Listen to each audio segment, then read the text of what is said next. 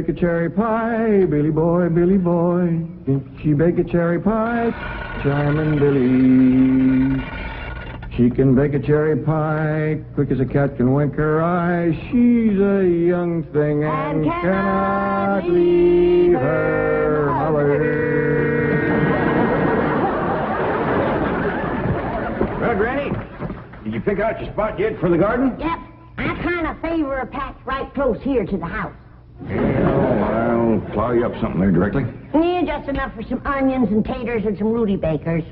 And a few rows of corn. Paul? Morning, Granny. Paul, can I help you with the plowing and the spading? Well, Ellie, I'd rather you put on one of them pretty dresses that Miss Hathaway got you. But, Paul, I can plow better in these clothes. Plowing. You know, Ellie, I'd like you to wear one of them dresses kind of regular. Wouldn't you, Granny? You're mighty fetching in a dress, Ellie. Prettier than a tub of fresh churned butter. Paul, if I go to wearing them dresses, Jethro will make fun of me. I reckon he hadn't better. Now, you run along and put on something with skirts. All right, but he hadn't better make fun. He won't. You know, speaking of Jethro, I think he's got himself a sweetheart. The banker's secretary? That's right. They was out together last night. What'd they do? Well, I don't rightly know for sure, but it was something to do with bowls. All you do with bowls is eat. Well, I reckon that's what it was then. She said she was going to take him bowling. You know, Jed, I kind of like that Miss Hathaway. Yeah, I think she kind of likes us, too. Oh, those marvelous plants. Those simple, rugged mountain people. The more I see of them, the more I am impressed. Yes, now Never have I observed such strength of body, mind, and character. Yes, now They stand like boulders in the pebble-strewn landscape of Beverly Hills. Like mighty oaks among bushes. Like quiet. Now, like I admire them, too. But those boulders need polishing, and we've got to put some city leaves on those oaks before my wife gets back from Boston. Incidentally, in any endeavor requiring physical strength, they are most exceptional. I took Jethro bowling last night. Here's the bill. $3,000. How many games did you bowl? Well, you see, what happened was this. I said to Jethro, Pick up that bowling ball, she says, and see can you knock over them pins down yonder. They's just sticks. Anyway, I snatches up that rascal, draws back, and lets her fly. Did you knock down them pins? Yeah, the pins, the pin boy, the end of the building, a brick wall, and a signboard down on Sunset Boulevard. I bet you Miss Jane didn't do that good. Well, she didn't even try. But she just looks at me and says, Jethro, you're strong as an ox and twice as handsome. Ain't no two ways about it, Granny. That city girl is sweet on this boy. I reckon so, the way she's bragging on his looks. You are handsomer than an ox. Thank you, Granny. Cousin Ellie, you're a city girl now. Do you You think... see that, Paul? I told you this would happen if I took to wearing these dresses. If you call me that again, I'll turn you every way but loose. Say nothing but city gal. Ellie, me, climb it. Get up from there or you're going across my knee. And Jethro, you're going across mine. What did I do that was so all-fired bad? In that dress, she looks just like a city gal. You did it again! I reckon we better go out there and see she don't hurt him.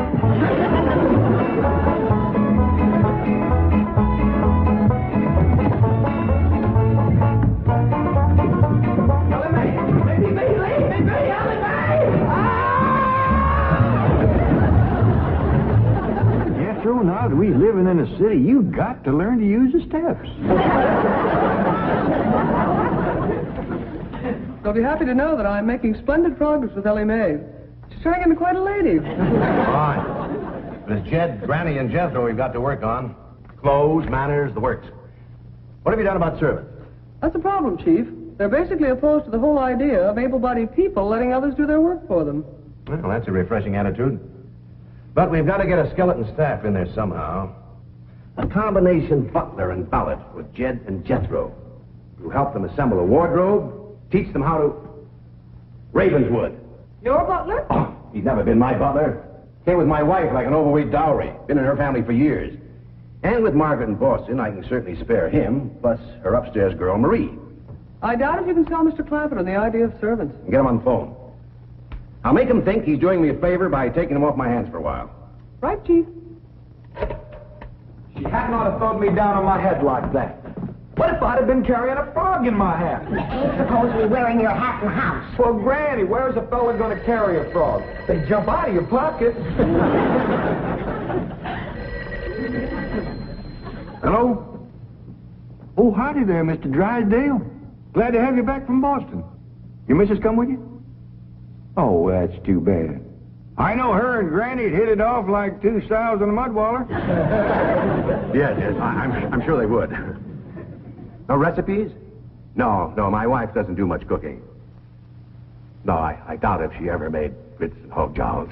Well, how about mustard greens and possum belly?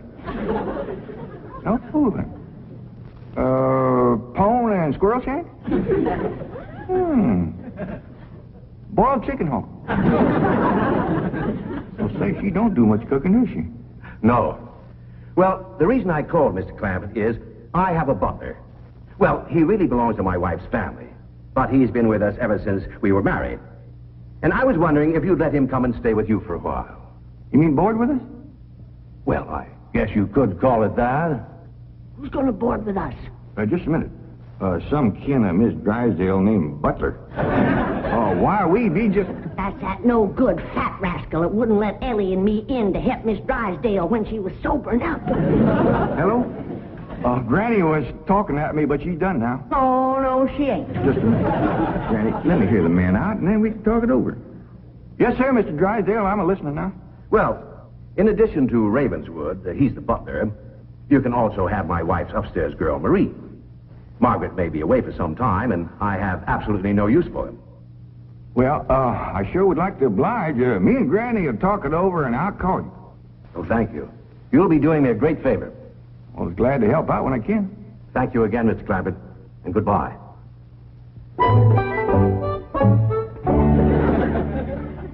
Is somebody coming to live with us, Uncle Jed?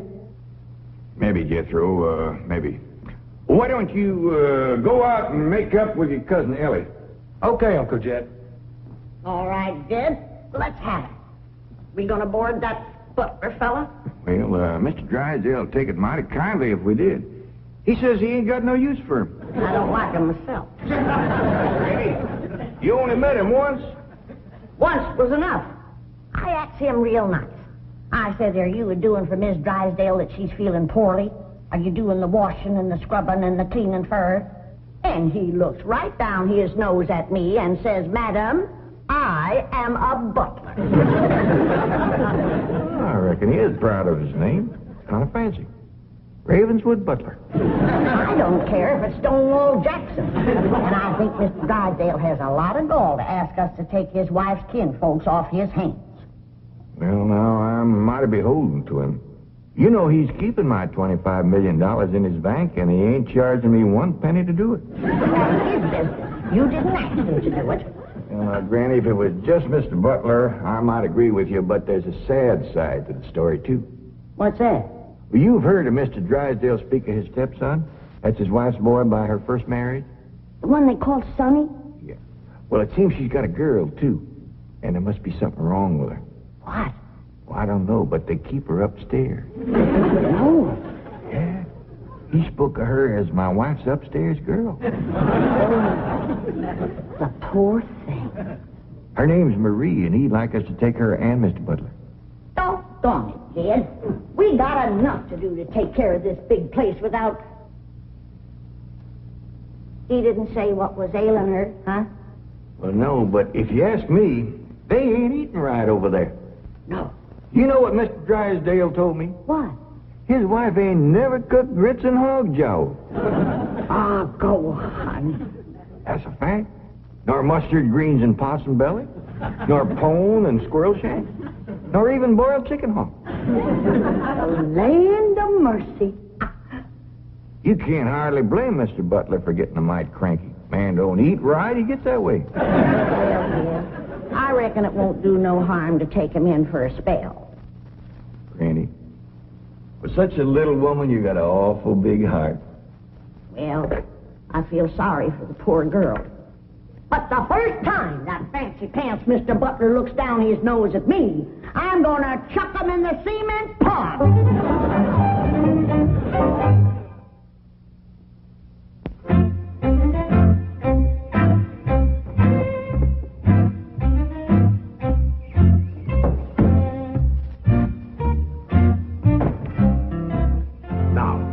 I'm doubling your salaries for the length of time you stay at the Clampett home. But if one word of this gets back to my wife in Boston, you're both out of work with no references. Actually, you will find the Clampetts to be basically fine people. All they need is a little polish. Polish? They need sandblasting. However, I think Miss Hathaway's plan may overcome their initial resentment of wearing city clothes. Yes, I think I have devised rather a clever strategy. To put it briefly and succinctly, my strategy is as follows. I shall propose to the Clampetts that they sit for a family portrait. As you know, my hobby is painting. Now, I shall suggest to the Clampetts that their attire match their background, which is, of course, their beautiful mansion. They will no doubt see the logic of my didactic approach, accede to my wishes, don suitable raiment, and, once they have seen themselves thus attired, take... We're in. Let's go. We forgot to dust the stair rail. I'll do it, Granny.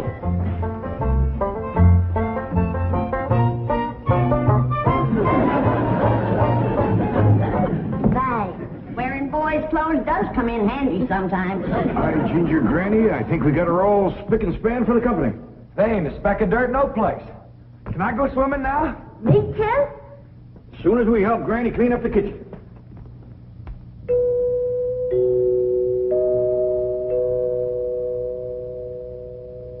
Was that music again? Oh, yes, good. You ever find out where that comes from? Know 'em, Granny. Every single time I commence to looking for it, somebody comes to the door. Nobody to the door now? There will be. You'll see.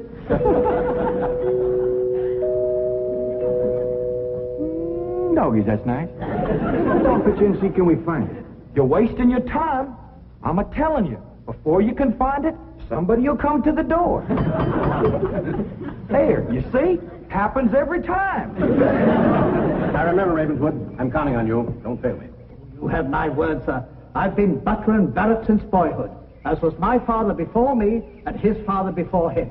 And I've yet to meet the man or woman who posed a social problem too difficult for me to handle. That's the spirit. Howdy there. Remember me, Mr. Butler? No! Ravenswood, come back! You gave your word! Come back, you coward! Come back here! I'll cut off your fringe benefits! Ravenswood probably forgot something. He'll return shortly. Meanwhile, this is Marie. This is Drysdale's upstairs girl. Marie? J.D. Clampett? Howdy. Jethro Bodine? Ellie Mae Clampett? And Grandma Clampett. No, ma'am. I am a Moses. Pardon? Granny's related on the wife's side. They's the Moses family from Tennessee. Then your name is Granny Moses? Grandma Moses. That's right. There was a very famous Grandma Moses who painted primitives. I've whitewashed a few myself. I'll show Marie to her room. Listen, Marie, honey. Over here, you've got the run of the house. You don't have to hide upstairs. Ain't nothing wrong with that girl, but want some good cooking will cure her. She's half starved. Poor thing is so weak her knees keeps a buckling on her. She's kind of pretty, though, for a skinny girl. Just wait till she gets some mess of Granny's grits and hog gel. That'll fill her out. Well, I'll get some of cooking. Guess that butler fellow will be coming back directly. Oh, and Granny, can we have some of that salted down possum belly that Ma sent us? Well, I reckon it is kind of a company meal. Granny, open up a jar of them pickled crow gizzards. Now, Jed, we don't want to spoil these folks. They might get to thinking we eat like that every day. Baby, will you do something nice for me? I sure, Pa. Will you go get into that pretty dress again? Oh, Pa, Jethro will make fun of me. No, I won't, Ellie Mae. Cross my heart. Well, That's my darling. Thank you. And then you be real nice to Marie. She's had a bad life. I'll be nice to her. She's pretty. Let's all be nice. far. I wanted to go swimming. Now I gotta go put on an old dress. Cousin Ellie, you look awful pretty in a dress. Honest you do. Do I look pretty in that there city girl? You look prettier than that there city girl. That did it. Come on and fight. There's nothing to be afraid of, Ravenwood. The fact that they're big and strong doesn't mean they're violent. Elephants can be gentle. Now, Ravenwood, your appearances deceive you. Oh, really? Oh, I do admit on the surface they do seem a bit rough, even cruel. But I assure you, underneath, they are placid, kindly, and gentle. You'll see. You shouldn't have called me a city girl. Leave me alone, please, City girl.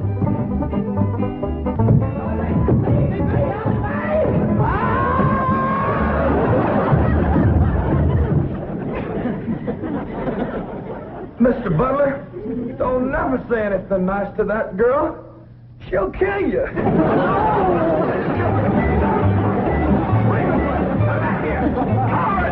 Come back! You promised! I wonder, Granny, when Mr. Drysdale said he didn't have no use for Mr. Butler, he sure wasn't fooling. I just seen him cut through the brush chasing him with a stick. Mr. Butler gets sassy with me, I'll chase him with more than a stick. Jen, Ellie throwed me down on my head again. If she don't stop that, I'm gonna get a headache. Stop riling her, Jethro. But golly, all I said was she's pretty. That ain't no call to bust a fella's head. How's it doing? Oh, howdy, Marie. Hi, Marie. Are you hungry, darling? No, madam. I'm whooping up something here that'll just set your mouth to watering. Put some strength in your limbs, too. Tell her what it is, Granny. A great big mess of grits and hose jowls. And salted down possum belly. Cold pickled crow gizzards. How you like that? Don't tell me that child ain't hungry. Why, she's ready to drop in her tracks. Set her at the table and I'll dish up a mess. No, please. I only came in to bring you a message from Miss Hathaway. She's preparing to paint the family portrait, and she wishes to know if you all will sit for her. May I tell her that you will sit for her? Well, yeah, I reckon we'll do that. Merci.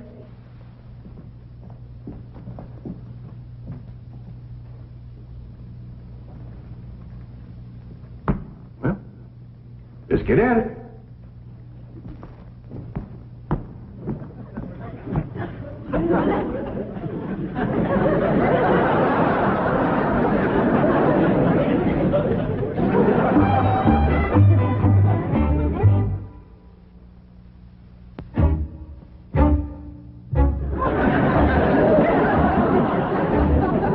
It's all right to talk while we're sitting. Yeah, I reckon. Found out something about Marie. What? She's scared of Mr. Butler. How'd you know? I asked her to go swimming with me, and she says he wouldn't allow it. What business is it of his? That's what I said. And she says he's a butler, and I'm just an upstairs girl. And I got to do whatever he says. We'll see about this. Oh, dingies. Let's hit Mr. Drysdale, find him, and give him a whooping. Oh, Kitchen Granny. Well, you go put a dress on like you promised. Uncle Jed, I'm going swimming. If I see him, I'll fetch him in. Don't go jumping in with your clothes on again. Well, I won't, Uncle Jed. Miss Hathaway, she gave me a present last night. She says it's something special for her to go swimming in. What'd she give you? Oh, pair of trunks. You go swimming in a cement pond. Boy, it's too big to go swimming in a trunk. In a pair of them. I got a feeling that Mr. Butler feller is going to be trouble. Yeah, we can handle him. Well, I still say that I think Mr. Drysdale has a lot of nerve to ask us to board his wife's relations. Maybe he's just fed up. Man can get awful tired of having his wife's skin underfoot all the time.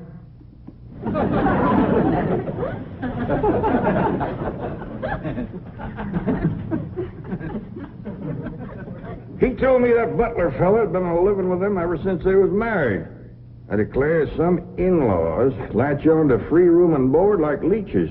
It takes a mule kick to jar 'em loose. You can't hardly blame Mr. Drysdale for trying to get shed of a critter like that.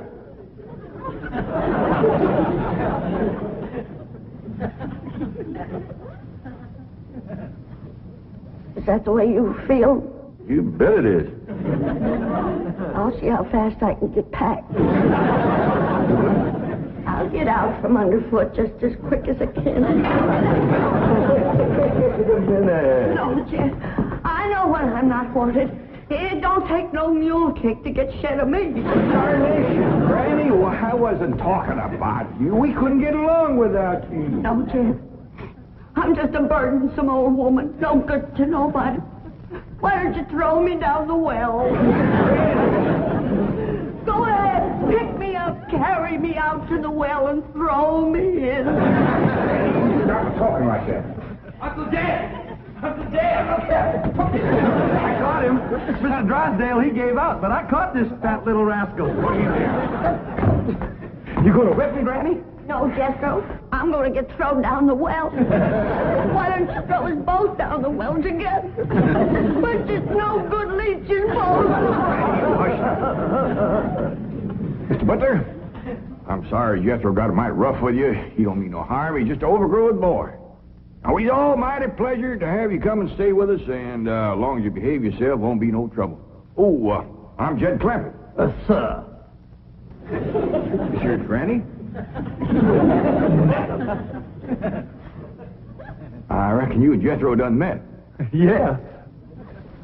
Sir. Oh, and this here's my daughter, Ellie Mae. Enchantée, mademoiselle. Vous êtes très belle, très charmant, très ravissant. Don't you dare use them kind of words to a lady. What do you say, Granny? I ain't sure, but it sounded dirty. But your daughter was pretty and charming. Oh, you're so different from all the others. You're like a beautiful city girl. He had not have said that.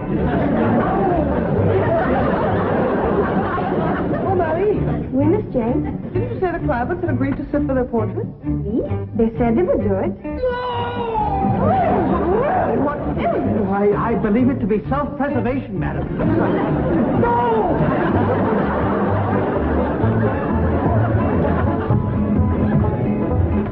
Don't take to the stairs, she'll catch you sure!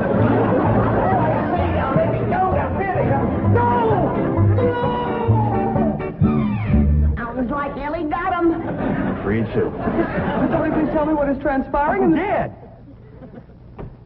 Ellie throwed him all right, but I caught him before he hit the floor. So here you are. Well, now, everything seems to be fine. You see, Ravenswood, didn't I tell you the Clampetts were kindly, gentle people? Yes, sir. Thank you, sir.